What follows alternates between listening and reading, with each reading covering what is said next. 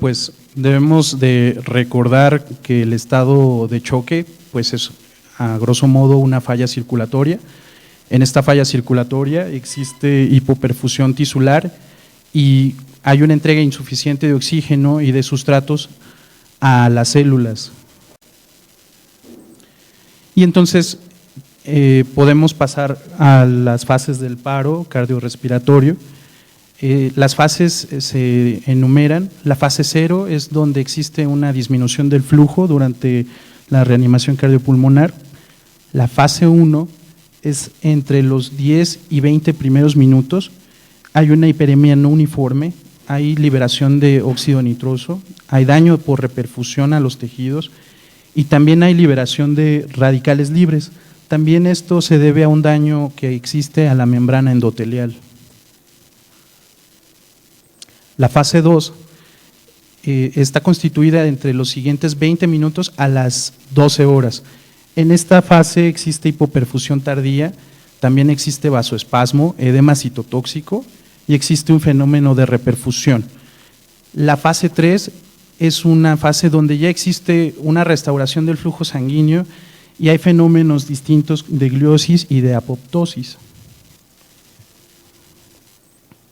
Bueno, tomando en cuenta eso y haciendo un poco el retomar a la antigua revisión que tuvimos, tomamos un poquito del tema del ACLS y bueno, pues el ACLS es un curso, ACLS y el soporte vital básico, es un curso en el cual es importante para este tipo de pacientes.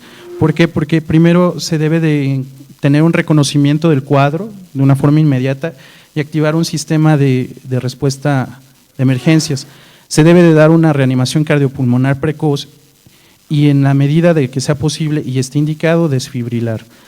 Después de esto viene un soporte vital avanzado, que ya sería en un medio intrahospitalario, y pues en este medio estarían los cuidados integrados después del posparo. Siendo así, entonces tenemos el algoritmo simplificado del soporte vital básico, donde todos los que conformamos el sistema de salud deberíamos tener un entrenamiento mínimo en estas categorías. Siendo así, entonces encontraríamos un paciente que no responde, no respira o no respira normalmente, está jadeando o boquea. Al nosotros identificar eso, no importa si se pertenece al grupo de enfermería, al grupo médico, al grupo que está en intendencia o a nuestros vigilantes, todos en un sistema intrahospitalario deberíamos tener por lo menos el conocimiento de estos temas. Se activaría el sistema de respuesta a emergencias, donde si no es un médico, entonces avisaría a un médico e iniciaría esta persona la reanimación cardiopulmonar. Y bueno, dependiendo en dónde se encuentre el paciente o la paciente, pues sería el obtener o no un desfibrilador. Si no se obtiene, bueno, se iniciaría la reanimación cardiopulmonar y con el desfibrilador estaríamos comprobando el ritmo y se aplicarían las descargas si es que éstas proceden. Y se repetiría el ciclo cada 2 minutos. Entonces, tomando en cuenta esto, debemos de tomar el componente de reconocimiento, pues lo vamos a hacer nosotros más hacia adultos en esta revisión, y pues el adulto no respira o no lo hace con normalidad. Iniciaríamos la secuencia de reanimación cardiopulmonar, que sería el CAB, antes era ABC, hoy ya no, hoy primero es la circulación, luego la vía aérea y luego la respiración. La frecuencia de las compresiones debe de ser al menos de 100 por minuto y la profundidad de las compresiones, bueno, para los anglosajones son 2 pulgadas, para el sistema métrico son 5 centímetros. Hay que dejar que se vuelva a expandir bien la pared torácica y no se debe de dejar interrupciones entre las compresiones. Para la vía aérea, bueno, si la persona es una persona que está calificada y está enterada del asunto, pues sí la puede manejar. No está recomendado para las personas que no están completamente adiestradas el manejar la vía aérea, si es que no la conocen. Y bueno, la relación entre la compresión y la ventilación debe de ser, si es 1 a 2 reanimadores de 30 compresiones por 2 ventilaciones. Si tan solo es un reanimador, puede ser ya con un aditamento avanzado para la respiración de 30 compresiones, 2 respiraciones, o si estamos en compañía de otro reanimador, puede ser de 15 compresiones y 2 respiraciones, siempre y cuando estemos acompañados. Y bueno, pues como mencionaba, si el reanimador no tiene experiencia en el manejo de la vía aérea, mejor no está recomendado que los utilice. Y pues la ventilación tiene que ser en un ritmo de 8 a 10 ventilaciones por minuto, de preferencia no hiperventilar al paciente. Y bueno, teniendo en cuenta esto, existen varios componentes que se deben de tomar en cuenta en un estado de paro. En cuanto al oxígeno, debemos de tomar en cuenta la saturación venosa de oxígeno, y para esto tomaremos el aporte o la disponibilidad de oxígeno menos el consumo de oxígeno. Esto lo vamos a retomar más tarde, pero afecta la concentración arterial de oxígeno. Si la saturación arterial de oxígeno es la que está comprometida, entonces debemos de ver si la ventilación es la correcta. Si nuestra hemoglobina está comprometida, entonces lo que debemos de valorar sería una transfusión. Si el gasto cardíaco, bueno, está conformado en este tríptico por volumen sistólico y la frecuencia cardíaca. Para el volumen sistólico, si es afectada la precarga, entonces nosotros debemos valorar cómo está nuestro volumen.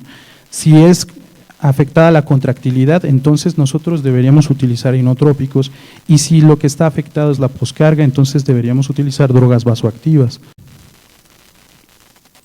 Y bueno, una vez que se ha activado el estado de paro y nosotros estamos al tanto, se inicia la reanimación cardiopulmonar, se administra oxígeno y se debe de conectar a nuestro monitor. Se comprueba el ritmo y se debe de dar descarga siempre y cuando haya fibrilación ventricular o taquicardia ventricular. Y continuar con la reanimación cardiopulmonar, como habíamos comentado, sin tener interrupciones de preferencia. Puede existir tratamiento farmacológico concomitante, y para esto debemos de tener una vía de acceso intravenosa. Administraremos epinefrina cada 3 a 5 minutos y amiodarona en caso de que exista fibrilación ventricular o taquicardia ventricular refractaria. Y pues también debemos de considerar en lo que estamos haciendo el evento de reanimación, el colocar un dispositivo avanzado para la vía aérea y tratar las causas reversibles. De nada servirá estar dando la reanimación si no controlamos la causa. Es un tríptico acerca de los detalles y los algoritmos para el paro cardíaco. La RCP de calidad, como ya habíamos visto, era comprimir fuerte, más de 5 centímetros, permitir que se vuelva a expandir la caja torácica, evitar una ventilación excesiva y cambiar de reanimador cada 2 minutos. Quien haya dado compresiones sabrá que es cansado, y si se cansa del reanimador, la reanimación no es de calidad, y esto es importante. Si lo tenemos a la mano, de preferencia utilizar un capnógrafo para mantener la capnografía y valorar cómo está la concentración de dióxido de carbono, y también si tenemos la posibilidad de una línea arterial. Bueno, si existe un retorno de la circulación espontánea, entonces tenemos pulso y presión arterial, y esto pues aumentará la presión a más de 40 milímetros de mercurio de dióxido de carbono. Las ondas espontáneas de presión se pueden monitorizar de forma intraarterial. Y bueno, si se va a dar una descarga, las descargas se recomiendan que si el aparato es bifásico, la dosis inicial sea de 120 a 200 joules. Si se desconoce cuál es el valor máximo, entonces se debe de colocar a valores máximos y administrar esa descarga. Si es un aparato monofásico, la descarga es de 360 joules. Y la farmacoterapia, en estos casos, pues la adrenalina se utiliza, la vasopresina se utiliza, la amiodarona se utiliza, y de nuevo hacemos hincapié en la utilización de un dispositivo avanzado para la vía aérea. Hay que tratar las causas reversibles como la hipovolemia, hipoxia, la acidosis, la hipo o la hipercalemia, neumotórax, tóxicos, lo que haya sido que desencadenó el estado. de paro. El algoritmo para el paro cardíaco entonces es iniciar la reanimación cardiopulmonar, se administra oxígeno. Si el ritmo se puede desfibrilar, se hace, siempre y cuando sea fibrilación ventricular o taquicardia ventricular. Si es una asistolia o una actividad eléctrica sin pulso, como fue el caso de la paciente que habíamos visto, pues no se administra descargas eléctricas. Se realiza la descarga en caso de que sea necesario y se da la reanimación durante 2 minutos y se vuelve a checar. Si el ritmo es de nuevo desfibrilable, se realiza una nueva descarga y se vuelve a dar reanimación cardiopulmonar durante 2 minutos. En caso de que tengamos una actividad eléctrica sin pulso, se da la reanimación cardiopulmonar durante 2 minutos, volvemos a checar el pulso, o más bien la actividad eléctrica. Si es un ritmo que se puede desfibrilar, entonces se desfibrila y pasamos al lado izquierdo de nuestro algoritmo. Si no, entonces continuamos con las compresiones hasta alcanzar un ritmo que sí sea desfibrilable. La que sigue, por favor. Bueno, si tenemos una reanimación adecuada, entonces tenemos un retorno de la circulación espontánea y debemos optimizar la oxigenación, así que habrá que mantener la saturación de oxígeno por encima de 94%. Como ya habíamos visto, hay que utilizar una vía avanzada de la vía aérea, capnografía y no hiperventilar. Se debe de tratar la hipotensión siempre y cuando nuestra presión arterial sistólica sea menor de 90. Y bueno, se debe de considerar algunas cosas como la hipotermia terapéutica, que disminuiría el metabolismo basal y el daño a los tejidos. Y también, pues, en caso de que exista una sospecha fundada de infarto agudo de miocardio, una reperfusión coronaria. Y todos estos pacientes deben de quedar a cargo de la unidad de cuidados intensivos.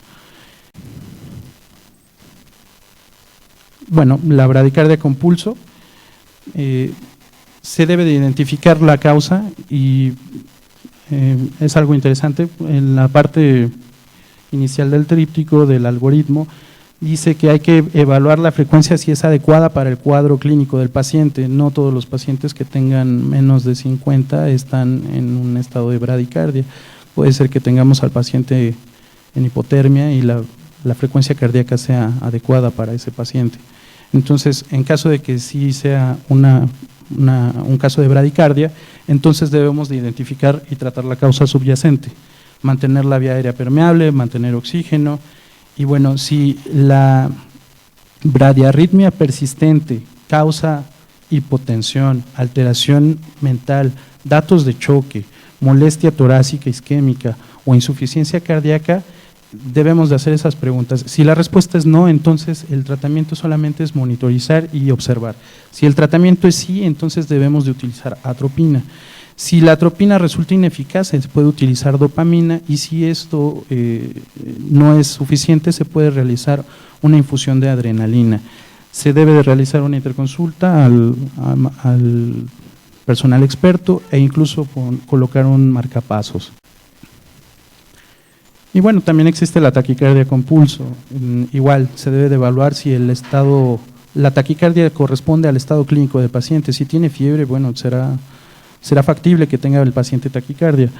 Y bueno, igual identificar y tratar las causas y hacer la misma pregunta. Si la taquicardia persistente causa hipotensión, estado mental alterado, signos de choque o causa molestia isquémica torácica o insuficiencia cardíaca, si la respuesta es no y tenemos un complejo QRS ancho que sería mayor a 12 segundos, si la respuesta es sí, entonces debemos de tener un acceso intravenoso y tener un electrocardiograma de 12 derivaciones, considerar la administración de adenosina y también considerar la administración de antiarrítmicos. Si la respuesta es sí, entonces debemos de utilizar una cardioversión sincronizada. En fin, para esto, si tuvimos la respuesta no al QRS ancho, entonces lo que debemos de tener es un acceso intravenoso de 12 derivaciones, hacer maniobras vagales y la adenosina si el QRS es regular. También se pueden utilizar betabloqueadores y también calcio antagonistas. Igual hay que hacer una interconsulta al especialista. Saliéndonos de todo el tecnicismo de la ACLS, entonces Retomemos el tipo de pacientes que nosotros tenemos usualmente en el hospital. Y el efecto del embarazo en la reanimación cardiopulmonar es algo que sí tiene repercusiones. El gasto cardíaco alto y las resistencias vasculares bajas es el tipo de patrón hemodinámico que tiene usualmente una paciente embarazada. Esto hace que el gasto cardíaco se incremente en casi un 50% y el útero recibe de este gasto cardíaco un 30%. Y esto hace que se satisfagan las demandas para el crecimiento fetal, la placenta y además las exigencias maternas. Al existir un incremento en el volumen uterino, este provoca una compresión de la vena cava, de los vasos ilíacos y de la aorta abdominal. La paciente en una posición supina logra un secuestro de casi un 30% del volumen sanguíneo circulante. Esto disminuiría la efectividad de las compresiones torácicas en el supuesto de que tengamos una paciente que está embarazada y que cae en un paro cardiorrespiratorio. Vimos que se utilizan ciertos medicamentos, los vasopresores alfa-adrenérgicos y los agentes alfa y beta combinados pueden causar una vasoconstricción uterina. Esto disminuye la oxigenación fetal y el intercambio de dióxido de carbono se ve alterado. Obviamente, con estas características de estos medicamentos, el que lo sufre más es el neonato, o bueno, el feto en este caso, no nacido. De los medicamentos que vimos, la amiodarona tiene una transferencia placentaria con tan solo un cuarto de la dosis utilizada para la madre. Este medicamento es de la categoría D, de acuerdo a la FDA, y tiene una restricción en el crecimiento. Los fetos que son sujetos a este tratamiento tienen hipotiroidismo, bocio, bradicardia transitoria en el neonato. Entonces es de tomarse en cuenta la administración del medicamento. Pueden existir lesiones maternas al brindar la reanimación cardiopulmonar, como la puede ser fractura de esternón y costillas, puede existir hemotórax, hemopericardio, ruptura esplénica, ruptura uterina y también existe la posibilidad de laceración hepática. En cuanto a las lesiones fetales, puede existir toxicidad en el sistema nervioso central por la medicación utilizada en la madre y la perfusión uteroplacentaria disminuida causa hipoxemia y acidemia fetal. Entonces, un estado posparo es una entidad clínica derivada de la aplicación de las maniobras de reanimación cardiovascular que consiguen el retorno de la circulación espontánea en una víctima de paro cardíaco. Tiene una fisiopatología y entonces esta fisiopatología se comporta así. Existe un paro, después del paro sigue una isquemia.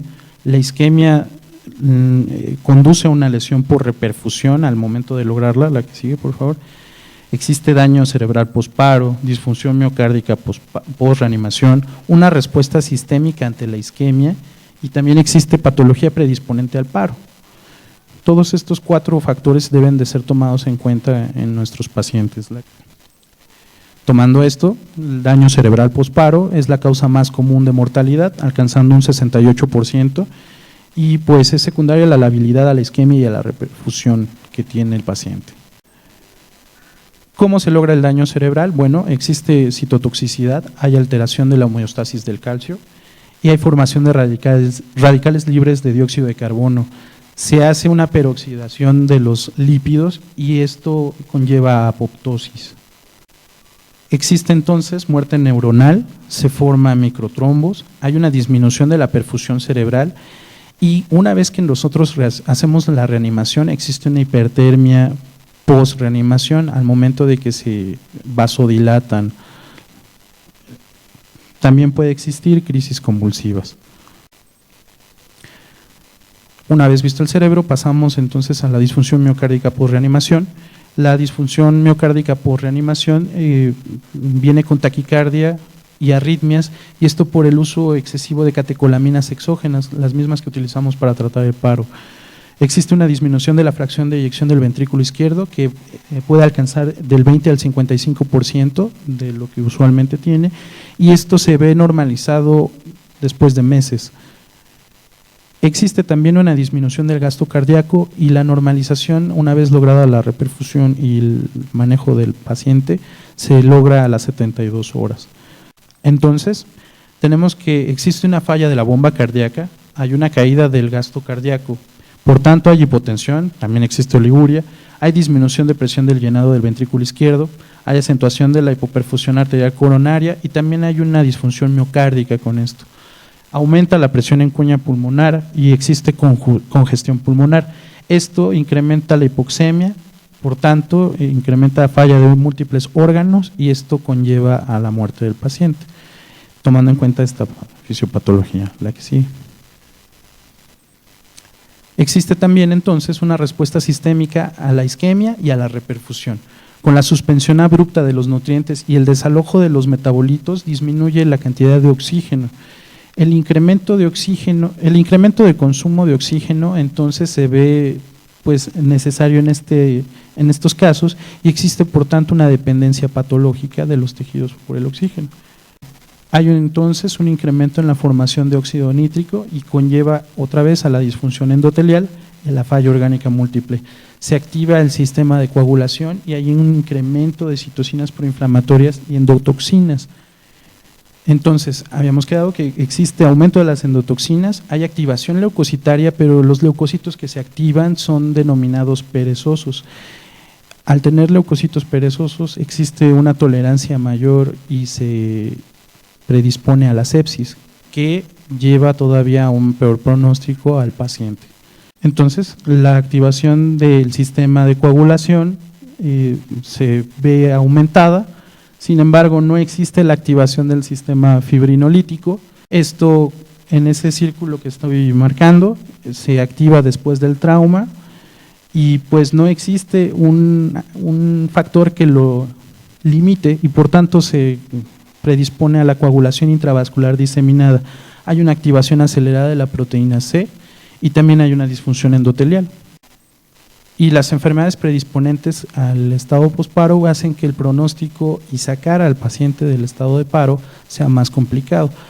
¿Como cuáles son las más importantes? Bueno, la hipertensión arterial, la insuficiencia renal, la obesidad, la enfermedad inmunológica y también el estado de sepsis. Pero bueno, ya vimos que hace un círculo vicioso el estado de paro. Y existe también fases del estado posparo. La fase inmediata es los primeros 20 minutos por reanimación. La fase precoz es a partir de los 20 minutos a las 12 horas y es donde las intervenciones tienen una mayor efectividad, que era lo que estábamos comentando al principio. Si nuestro personal de intendencia encuentra a la paciente en paro y empieza la reanimación cardiopulmonar, justo en estos instantes es cuando mayor efectividad tiene y el pronóstico mejora, haciendo que la sobrevida incremente en casi un 70%. La siguiente fase es la fase intermedia, que es a partir de las 6 a las 12 horas, donde los métodos de reanimación se llevan a cabo en medicina intensiva, en la terapia, y es donde, bueno, nosotros mantenemos al paciente pues con medidas intentando realizar una recuperación, que sería la siguiente fase, y esta se logra a partir de las 72 horas.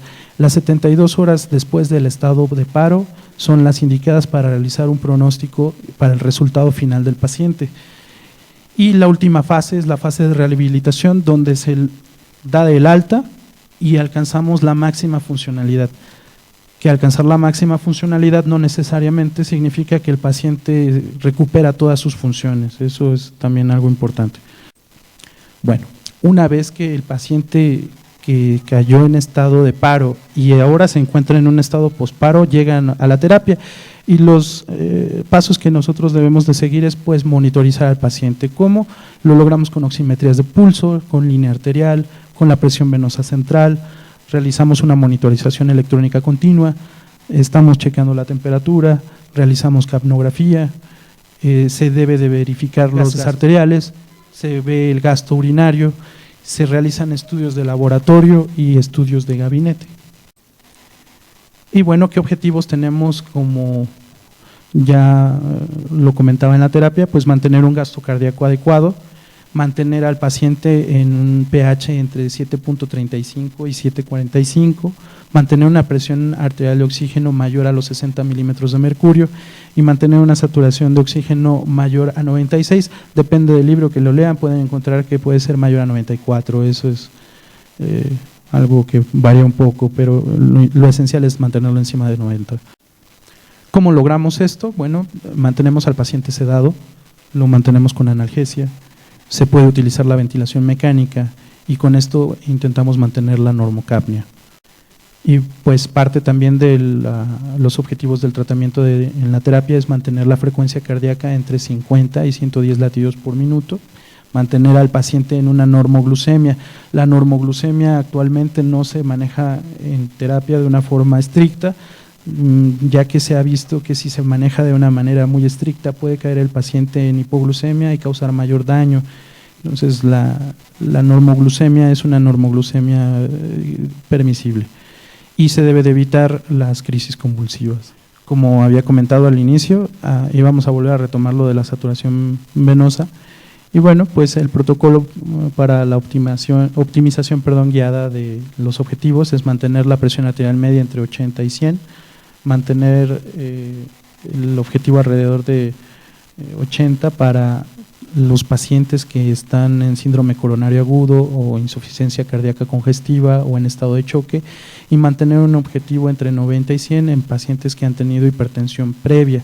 Se debe de tomar, como ya habíamos visto, parte de la enfermedad predisponente para el manejo. Entonces, la saturación venosa de oxígeno debe de ser mayor al 65%.